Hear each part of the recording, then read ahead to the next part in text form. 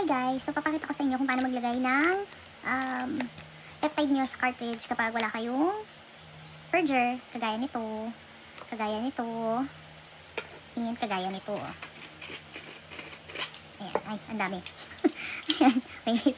Ayan, purger yan. So ito yung magandang klase ng purger kasi hindi nyo na kailangan gumamit ng pen para iangat yung rubber ng cartridge. So papakita ko sa inyo kung kunyaring wala kayo ng mga purger na pinakita ko sa inyo.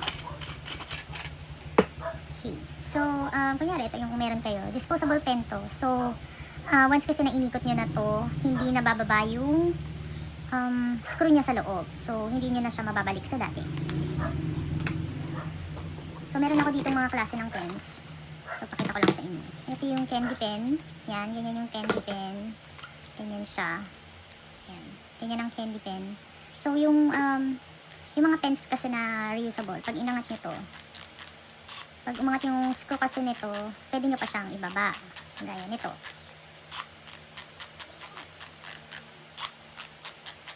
Ito ayaw natin bitawan yun. Ayan. Once kasi na umangat yung screw na yun, pwede nyo pa siyang ibaba. Sa disposable pens kasi, hindi na siya pwedeng ibaba. So, hindi nyo na siya magagamit. So, ito yung candy pens. Ito yung V1. Ayan, pakita ko yung loob ng V1. So, ganito yung V1. Completely covered yung buong cartridge mo. Hindi siya kagaya ng candy pens na may parang may something sa gitna. May, butas. Basta, yun. So, ito yung candy pen, V1. Ito naman yung V2. Pakita ko yung loob ng V2. So, ganito yung V2. Para rin siyang candy pens. May butas yung gilid niya. Ayan. So, meron din akong V3 kaso hindi pa kasi siya dumadating sa akin. Once na dumating, pakita ko din sa inyo. Hindi ko alam bakit gumagalaw yan. Pero ang sayang ganun eh. Okay. So, kunyari wala kayo nitong mga pens na yan. Ito, yan. Na reusable. Ang meron lang kayo is itong disposable. Ganito, paglalagay ng laman dun sa cartridge. Transfer muna natin yung laman ng ating peptide sa syringe.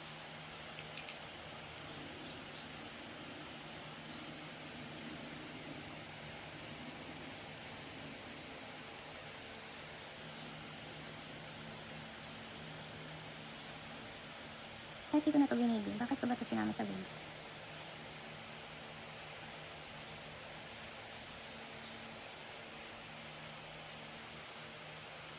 Okay.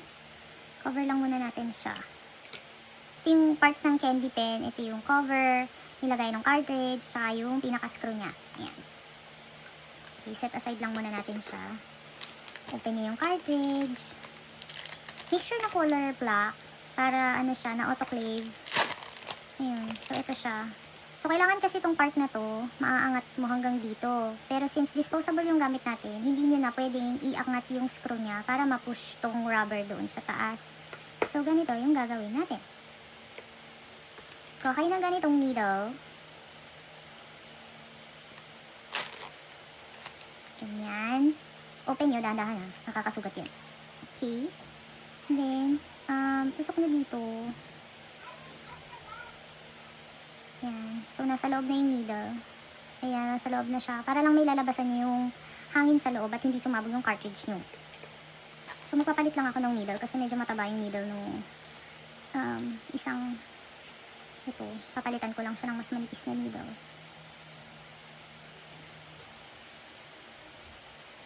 Ayan. Okay.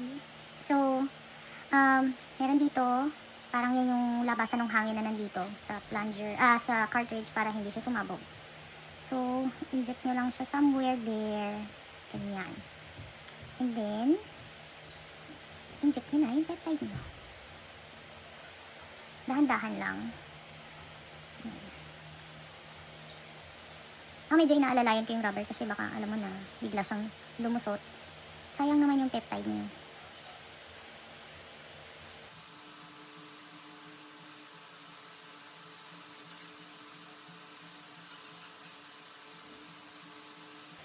Ayan. So, mas okay itong method na to kaysa dun sa nakasanayang method ng paglalagay ng laman kasi hindi na i-expose yung inner part ng cartridge. Kasi once na inangat tong rubber dito, na-expose na yung nasa loob niya. Medyo hindi na siya hygienic. So, ganyan yung ginagawa namin.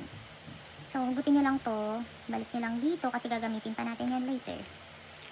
Okay, so andito na siya, diba? Lagay nyo na ngayon dito. Ito. Yan.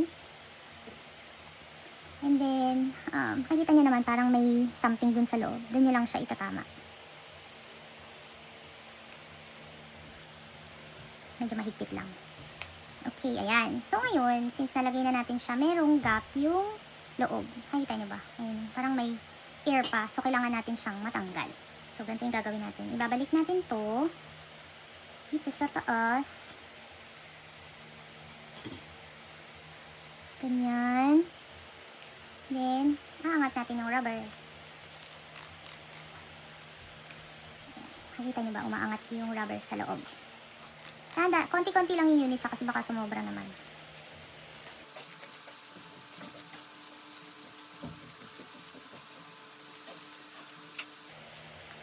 Okay, so pag ganyan na, tinatanggal ko na to, then pinapalitan ko na siya ng totoong needle ng pen.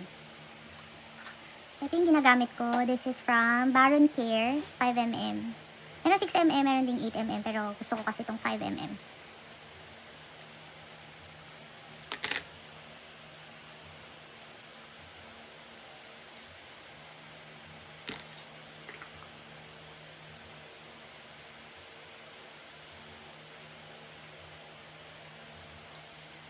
Yan, remove nyo yung cover, tapos may isa pa ulit cover yan. Remove nyo lang din. Yan. So, kailangan lang natin matanggal yung ear niya.